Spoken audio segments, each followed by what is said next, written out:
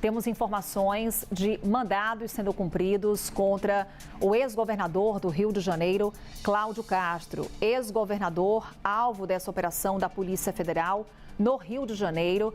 Informações de que, nesse momento, agentes da PF estão na casa de Cláudio Castro, num condomínio de luxo na Barra da Tijuca, zona sudoeste da capital fluminense, para o cumprimento desse mandado de busca e apreensão. Informação que temos no momento, os detalhes que vão chegando aqui aos poucos à redação da CNN Brasil.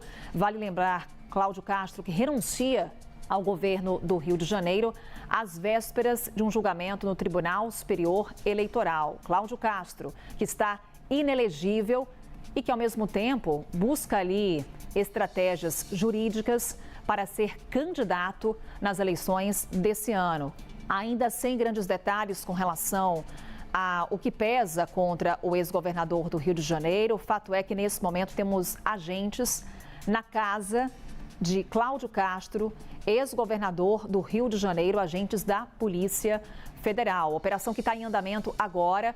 Aguardamos aqui mais detalhes com relação a outros alvos dessa operação, mas já a confirmação de que Cláudio Castro é alvo desse mandado de busca e apreensão. A casa dele fica na Barra da Tijuca, condomínio de luxo por lá.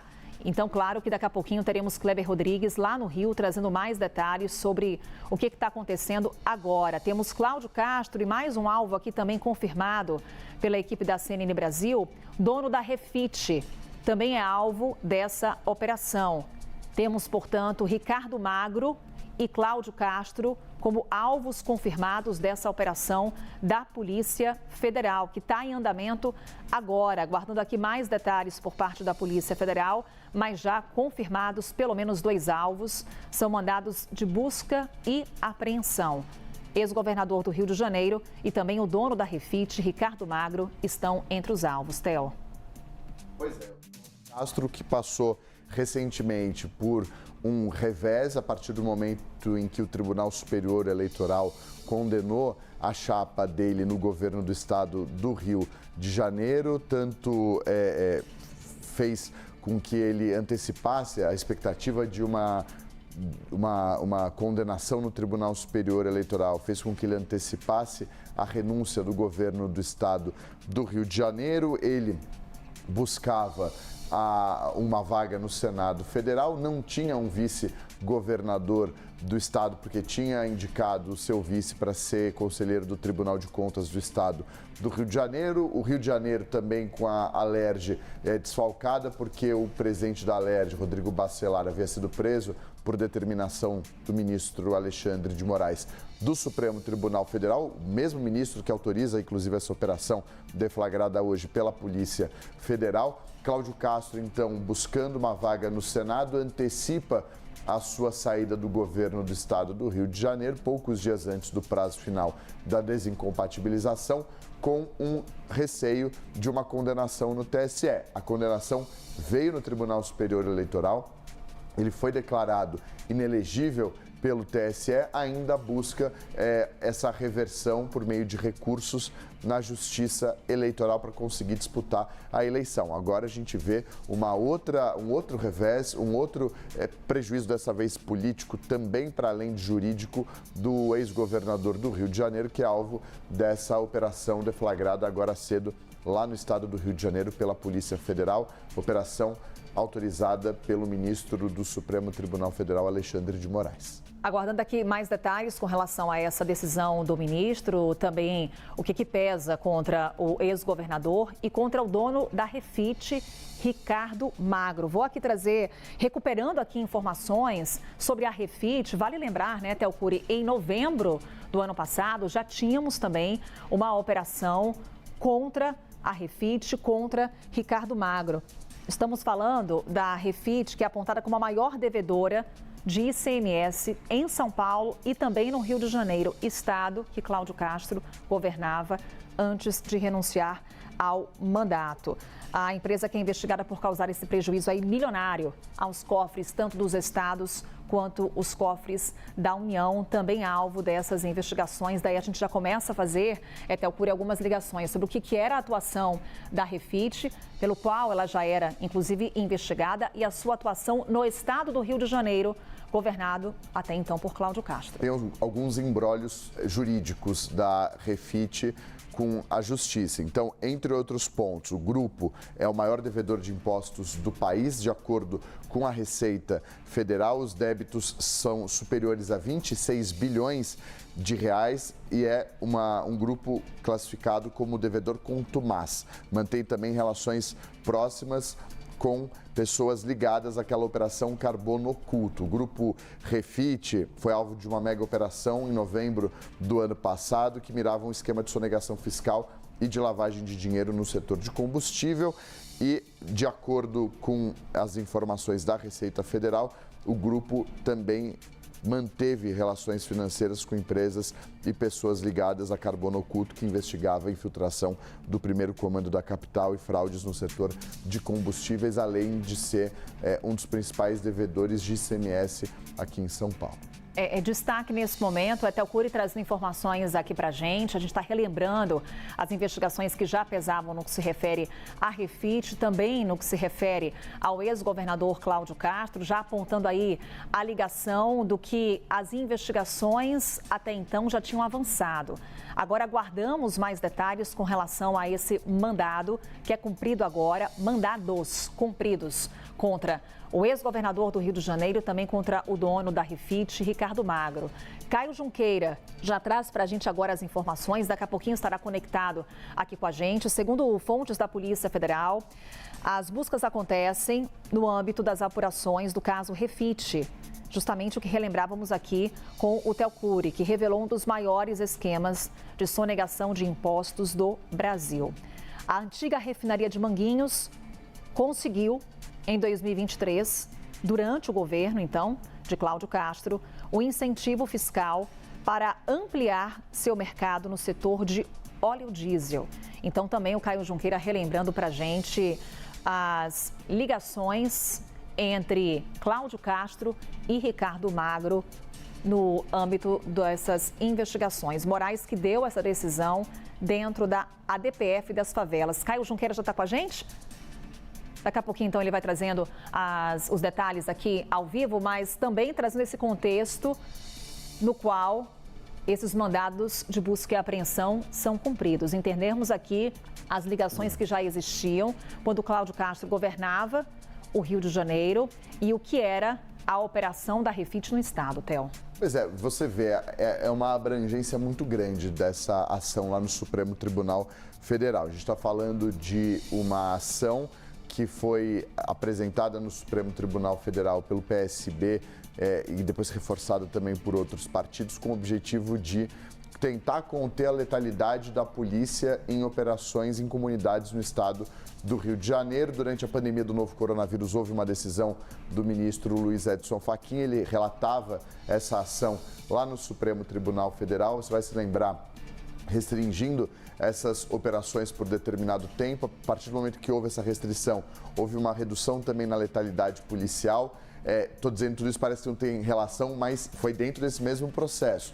Fachin toma essa decisão, depois há uma construção colegiada de todos os ministros do Supremo num voto conjunto para liberar a retomada das ações policiais nas comunidades do Rio, mas seguindo uma série de requisitos para a redução da letalidade policial, com a utilização, com uma conversa mais afinada entre as autoridades, com disponibilização, por exemplo, de ambulâncias, enfim. Uma série de restrições, no primeiro momento, a helicóptero. Havia uma série de restrições impostas nessa ação. Fachin assume a presidência do Supremo Tribunal Federal em setembro do ano passado, abre mão dessa investigação e o relator temporariamente desse caso, até que haja um substituto, porque essa ação vai para Luiz Roberto Barroso. Luiz Roberto Barroso se aposenta do Supremo Tribunal Federal. fica um vácuo de relatoria. Alexandre de Moraes assume temporariamente essa relatoria, enquanto o indicado do presidente Lula não é sabatinado na Comissão de Constituição e Justiça. Messias foi rejeitado, então essa ação continua com Alexandre de Moraes, que tem dado decisões e ampliado as investigações, tem feito isso. Obviamente não cabe ao ministro relator do caso, mas a partir do avanço dessas investigações, há uma abrangência maior do leque e do escopo dessa apuração lá no Supremo Tribunal Federal, que resulta hoje nessa deflagração de operação. E aqui mais informações, Jonas Maia já repassa para a gente o que diz a Polícia Federal sobre essa operação que está acontecendo agora. Polícia Federal deflagrando, portanto, a operação Sem Refino. Objetivo: apurar a atuação de um conglomerado econômico do ramo de combustíveis suspeito de utilizar estrutura societária e financeira para ocultação patrimonial, dissimulação de bens e evasão de recursos ao exterior. As investigações apuram possíveis fraudes fiscais, ocultação patrimonial e inconsistências relacionadas à operação de refinaria vinculada ao grupo. Nessa ação, são cumpridos 17 mandados de busca e apreensão e 7 medidas de afastamento de função pública nos estados do Rio de Janeiro, São Paulo e também do Distrito Federal, por determinação do Supremo Tribunal Federal. Também foi determinada a inclusão de investigado na difusão vermelha da Interpol. Atenção, a gente está aí de olho nesses alvos, já com a confirmação de que Cláudio Castro é um dos alvos, assim como o dono da Refit, Ricardo Magro, e agora também observar quem são os alvos desses outros mandados, inclusive com essa determinação de inclusão de investigado na difusão vermelha da Interpol. A Justiça ainda determinou o bloqueio de aproximadamente, atenção aqui para o valor, 52 bilhões de reais em ativos financeiros e a suspensão das atividades econômicas das empresas investigadas.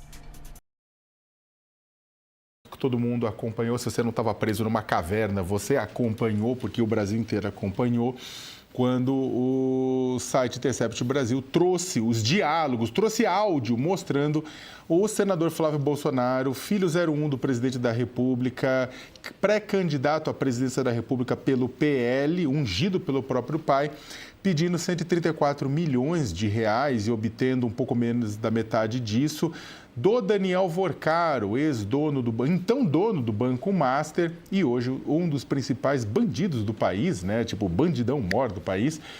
O Flávio estava pedindo esse dinheiro na época, em 2024, 2025, para o filme Dark Horse, que conta a trajetória de Bolsonaro. É um filme que vai contar a trajetória do Bolsonaro, tem o Jim Caviezel, né, o protagonista da Paixão de Cristo, entre outros filmes, como Bolsonaro, e ele pediu, né, uma profusão de mensagens, mensagem atrás de mensagem, pediu para Vorcaro dinheiro a fim de bancar o filme do pai. Só que aí o que acontece é que ontem a Polícia Federal, o senador veio, se explica em público, desculpa, foi no dia 13 de maio, hoje é dia 15, foi na quarta-feira que isso aconteceu, perdão, só para corrigir a data, né? Foi no dia 13 que isso aconteceu. E aí ontem o senador veio, deu entrevista para os colegas da Globo News, ele já tinha falado na própria quarta-feira dando uma justificativa, ontem deu uma outra justificativa de que não havia comentado até então sobre o caso, porque havia uma cláusula de confidencialidade no contrato do filme, que o dinheiro foi tudo para o filme, que ele não tem relação de amizade com o Vorcaro. Ele foi contradito, inclusive, pelos colegas da Globo News, que o entrevistaram, a Júlia do Alibe, o Otávio Guedes e a Malu Gaspar, por conta de frases que estavam presentes na matéria do Intercept Brasil, que ele trocou com o Daniel Vorcaro como: irmão, estou e estarei sempre contigo, não tem meia conversa entre a gente. Irmão, estou e estarei sempre contigo sempre, não tem meia conversa entre a gente. Essa frase, inclusive, dita no dia 16 de novembro de 2025, um dia antes de Daniel Vorcaro ser preso pela Polícia Federal ao tentar fugir do Brasil. Né? Lembrando que o Daniel Vorcaro e o Flávio Bolsonaro tiveram uma longa troca de mensagens, sempre muito carinhosa. O senador diz que a relação era apenas profissional, pedindo dinheiro, passando pires com relação ao filme. Ontem a Polícia Federal acabou revelando, através de colegas da imprensa revelaram a informação que a Polícia Federal investigava se o dinheiro que foi remetido por Daniel Vorcaro aos Estados Unidos através de triangulações, empresas parceiras e tudo isso mais, havia sido efetivamente usado no filme, totalmente usado no filme, ou uma parte ou totalmente havia sido deslocado para o uso de Eduardo Bolsonaro. Para quê? A investigação avalia se esse dinheiro tinha sido usado no processo, na articulação de Eduardo Bolsonaro para pressionar o governo norte-americano, o governo Donald Trump, que naquele momento movia sanções contra o Brasil, com o tarifaço, como todo mundo lembra, o tarifaço de 50%, para pressionar o Supremo Tribunal Federal a não julgar Jair Bolsonaro naquele momento por tentativa de golpe de Estado ou para que o Congresso Nacional aprovasse uma anistia a Jair Bolsonaro. Então, há essa linha de investigação para verificar se esse recurso foi usado nesse processo de articulação, para bancar esse processo de articulação. E hoje, hoje o site Intercept, ele traz documentos e mensagens indicando que o ex-deputado Eduardo Bolsonaro exerceu contratualmente o papel de produtor executivo no filme Dark Horse, nessa biografia de Jair Bolsonaro. O UOL procurou Eduardo Bolsonaro para comentar, não teve resposta, ele respondeu coletivamente, acho que a toda a imprensa, num tweet que a gente vai ver daqui a pouco, num vídeo que ele postou na internet. Agora, registros apresentados pelo site The Intercept Brasil colocam Eduardo com poder de decisão na produção do longa sobre seu pai. Ele nega envolvimento. Ele já tinha declarado que não exerceu função de gestão ou o emprego do dinheiro destinado a um fundo que teria recebido valores destinados ao filme. Disse que não exerceu qualquer posição de gestão, apenas cedeu os direitos de imagem. Agora, o que acontece é que o texto do Intercept Brasil descreve participação desses produtores executivos, tanto do Eduardo Bolsonaro quanto do deputado federal Mário Frias, em decisões estratégicas de financiamento. Entre as tarefas, o documento trazido pelo Intercept Brasil menciona preparo de informações para investidores, ajudar a identificar fontes de dinheiro com créditos, incentivos fiscais, colocação de produtos e patrocínios, atividade de produção, incluindo ainda planejamento, projeção de orçamento de produção, negociação, preparação de cronograma de filmagem, além de financiamento e acompanhamento de custos. A defesa de Mário Frias negou ao site que Eduardo tenha ocupado o cargo descrito no contrato. Aspas, Eduardo não é e nunca foi produtor executivo da produção Dark Horse e nunca recebeu qualquer quantia do fundo de investimento cujo produto privado final é o filme. Fecha aspas. E em troca de mensagem citada na reportagem, a conversa sobre a forma de enviar recursos do Brasil para os Estados Unidos. Aspas, já estou fazendo o aditivo da troca da empresa e preciso de um direcionamento seu para seguir, escreveu Thiago Miranda, fundador e sócio do portal Léo Dias, em mensagem a Daniel Vorcaro. Em captura de tela encaminhada por Miranda, Eduardo comenta dificuldades alternativas para transferir dinheiro ao exterior, segundo o Intercept Brasil. Eduardo enviou uma orientação a Thiago Miranda, aspas, o ideal seria haver os recursos já nos Estados Unidos, porque dos Estados Unidos para os Estados Unidos é tranquilo. Se a empresa brasileira enviar dos Estados Unidos não tiver... se a empresa brasileira a enviar dos Estados Unidos não tiver aquele grande orçamento que mencionamos como exemplo, será problemático, vai ser necessário fazer remessa aos poucos, isso tardaria cerca de 6 meses, calculamos. Em outra mensagem, Eduardo sugere acelerar o envio de valores no modelo então usado pelo Intercept. Diz o Intercept, aspas, solução, enviar o máximo possível ainda nesse sistema atual, com o remetente atual e etc. Será que conseguimos? Escreveu o então deputado federal. Por fim, outro documento mencionado pelo Intercept Brasil é uma minuta do aditivo, datada de fevereiro de 2024, que qualifica Eduardo como financiador do filme. A reportagem afirma que o texto autoriza o uso de recursos financeiros que ele investiria no projeto, mas não confirma se o aditivo foi assinado. Intercept Brasil afirma que procurou Eduardo Bolsonaro, procurou Flávio Bolsonaro, mas não recebeu resposta até o final da publicação. Eu queria pedir só para colocar o tweet que o ex-deputado Eduardo Bolsonaro publicou nas redes sociais depois da publicação do Intercept. Intercept, vocês são caixa alta, vagabundos. Não existe dinheiro do Vocário para mim, larguem de ser mentirosos. E ainda botam no título da matéria o homem da grana. Vocês são a escória do jornalismo. Assistam, compartilhem.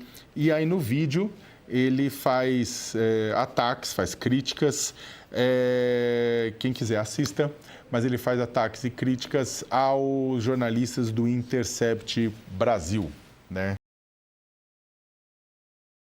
Resolvi subir hoje. E quando eu estou caminhando para cá, recebo a matéria da Intercept. Que curiosidade, o senador Flávio Bolsonaro, em diálogos muito particulares, solicitando 140 milhões de reais para terminar o filme sobre o ex-presidente, seu pai. Eu não estou dizendo que tem dolo aqui, mas demonstra que ele tinha uma relação, senão não estaria ligando para ele, dizendo, estamos juntos sempre. Eu quero dizer, presidente, que a gente... Gênesis... me permite, senador, eu gostaria de fazer uma parte rapidamente. Pois não. Com todo respeito, e tenho uma admiração por Vossa Excelência, mas o que foi colocado é um histórico, não quer dizer que a corrupção nasceu lá, mas de fato começou com o crédito cesta, a questão dos consignados. Negativo. Mas eu quero dizer o seguinte, eu fui deputado... Não é verdade isso. Fui deputado federal por 3 mandatos. Você está falando uma inverdade, e eu sou obrigado a repelir a inverdade. Foi vendido para o Augusto, não foi isso? Não foi vendido para o Augusto? Ok, vamos... O Augusto não era Banco Máximo. Não, sim, mas começou lá com o Augusto. Não começou lá não, senador. Não começou lá não. Aliás, a capital, Brasília, adotou... Aliás, 23 estados, senador Laércio, adotaram o crédito cesta. Vai perguntar aos governadores por que adotaram. 178 municípios adotaram o crédito cesta. Segundo o Banco Central, o único ativo que prestava do Banco Master era exatamente o ativo crédito cesta. Nós não temos nada a ver com a trambicagem posterior. Nós privatizamos um absurdo e foi o crédito cesta junto. Não tem nada a ver com isso. Calma. Daniel Vocário já existia muito antes. Senador, calma, não é isso que eu estou dizendo. Estou dizendo que o histórico foi colocado foi esse. Lá. Não começou lá, não. Sim. Começou quando o Campos Neto autorizou. A minha questão de ordem não é nem essa. A questão de ordem é o seguinte, eu fui deputado como Vossa Excelência por 3 mandatos. Senador Jacques, Vossa Excelência concedeu uma parte rápido. ao seu colega. Deixa ele falar depois.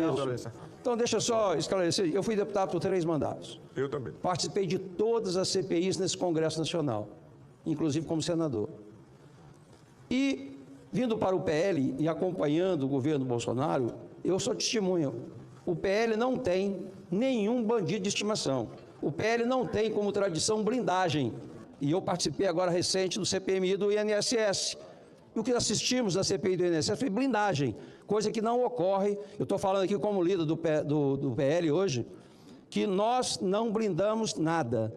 Nós não temos nenhum bandido de estimação. Portanto, o que tem é natural, o maior patrocinador dos últimos anos aí, seja na LIDE, seja em outros eventos internacionais, foi o Banco Master. Então, o pedido de patrocínio é uma coisa que, se o cara patrocinava tudo, não quer dizer que houve, por parte do pedido, que houve corrupção. Muito pelo contrário, houve um pedido, como a gente recebe todo dia pedidos de patrocínio e também de emendas para determinados eventos. Então, é só para colocar isso muito claro, a posição do PL. Obrigado, senador Exalci. Bom, nós também não temos, senador Exalci, nenhum bandido de estimação. Tanto que, na CPI do INSS, quem estourou tudo aquilo ali foi a CGU e a Polícia Federal sob o governo de Luiz Inácio Lula da Silva. Quem liquidou o Banco Master, mantido durante 4 anos pelo presidente do BC, indicado pelo ex-presidente Bolsonaro, quem estourou foi o BC sob a gestão do indicado pelo presidente Lula. Então, é simples assim. Alguém protegeu um trambique de 60 bi, não estou acusando o ex-presidente, estou dizendo o Banco Central não conseguiu enxergar e nós conseguimos enxergar sobre a liderança da presidência do doutor Galípolo e liquidamos o banco. Simples assim. Então, querer imputar ao lado de cá, eu estou absolutamente tranquilo. Eu estou como o senhor falou. Eu acho que o doutor André Mendonça, ministro do Supremo Tribunal Federal, tem que ir fundo, rasgar tudo que teve lá no Banco Master, para que a gente saiba quem sustentou. Porque não fui eu que sustentei, muito menos o presidente Lula. Nós liquidamos o Banco Master, senador Isalci. Nós liquidamos. E o Banco Master cresceu em 4 anos de um Banco Central. Eu não estou culpando o presidente Jair Bolsonaro. Eu estou dizendo que foi o Banco Central sob a indicação dele. Morte, vazamento de dados pessoais, meu endereço, meu telefone, uma campanha de difamação. E desde então eu vivo uma rotina de intimidação que, infelizmente, muitos jornalistas brasileiros, inclusive vocês, conhecem. E eu poderia dizer aqui que eu me mantive forte o tempo todo, que nada daquilo me abalou, mas seria mentira. Eu continuei trabalhando, eu segui, eu publiquei novas reportagens. Vivi, você me permite? Eu quero começar lembrando que a última vez que eu apareci no ICL, infelizmente não foi para celebrar uma reportagem, mas foi com vocês relatando o que aconteceu depois de uma investigação que eu fiz que localizou bolsonaristas condenados pelos ataques de 8 de janeiro que estavam escondidos na Argentina. Depois dessa publicação, aconteceu uma enxurrada de ameaças de morte, vazamento de dados pessoais, meu endereço, meu telefone, uma campanha de difamação. E desde então eu vivo uma rotina de intimidação que, infelizmente, muitos jornalistas brasileiros, inclusive vocês, conhecem. E eu poderia dizer aqui que eu me mantive forte o tempo todo, que nada daquilo me abalou, mas seria mentira. Eu continuei trabalhando, eu segui, eu publiquei novas reportagens, eu não parei, mas tudo isso a duras penas. Eu senti medo, eu senti angústia, eu senti o peso de ter minha vida pessoal, minha família e até amigos atingidos pela campanha de perseguição que eu sofri. Por isso, se hoje tem algum elogio ao meu trabalho, eu queria dividir esse reconhecimento com os meus colegas do Intercept Brasil, mas sobretudo com colegas que pagaram e seguem pagando um preço muito alto por investigar a família Bolsonaro e a ascensão da extrema-direita no Brasil. Eu penso no João Paulo Sacconi, que em 2019 publicou uma reportagem sobre Eduardo Bolsonaro e teve sua vida pessoal devassada. Eu penso na Gabriela Biló e na Thaís Oliveira, que cobriram o caso da Débora do Batom e foram atacadas de forma brutal por fazerem o trabalho delas. Eu penso na Juliana Dalpiva, que há anos investiga o Flávio Bolsonaro e convive com agressões e ataques constantes e baixos. Eu penso no Leandro Demore, que chegou a ser abordado na rua com a própria família. Eu penso no Guilherme Amado e em tantos outros profissionais que enfrentam esse tipo de coisa. O jornalismo que a gente faz raramente é recompensado com o tipo de elogio que eu tenho recebido e fico muito feliz por isso desde ontem. Na maior parte do tempo é ameaça, é processo judicial, é tentativa de silenciamento, mas é justamente por causa desses colegas que a sociedade pode saber fatos como os que a gente revelou hoje. Então, se hoje, Vivi, desculpa, até estou meio emocionado, mas se hoje meu trabalho merece qualquer tipo de reconhecimento, eu queria dedicar a todos os jornalistas que, mesmo passando por tudo isso, continuam como vocês e tantos outros. Então, enquanto houver repórteres dispostos a seguir em frente, como vocês fazem todos os dias aqui no ICL e como meus colegas queridos do Intercept fazem, a gente vai seguir em frente. Mas é difícil pra caramba. Vivi, você me permite? Eu quero... Esse cidadão quer ser presidente do Brasil pedindo 134 milhões de reais. 134 milhões tem que ser um filme de Hollywood. Aqui nós não estamos falando de ilação, de suspeita. Nós estamos falando de um áudio. Pedindo 134 milhões de reais para uma pessoa que não foi a qualquer tempo. Isso é importante dizer, porque poderia dizer ele não sabia do que estava em jogo. Foi um dia antes dele ser preso, pelo que está dito na matéria. Ou seja, todas as investigações já eram públicas. Já haviam prisões, já haviam investigações abertas sobre o caso Mafra. O Mafra já tinha sido liquidado como banco. Ele foi lá e pediu 134 milhões supostamente para um filme. Se esse áudio, de fato, é do Flávio Bolsonaro, é sobre o mandato dele no Senado que tem que ser cassado. Não veio nenhuma acusação, já veio a prova. Ele não tem condição de permanecer como senador da República, tem que ser cassado. Acho que a população vai saber fazer seu juízo nas ruas.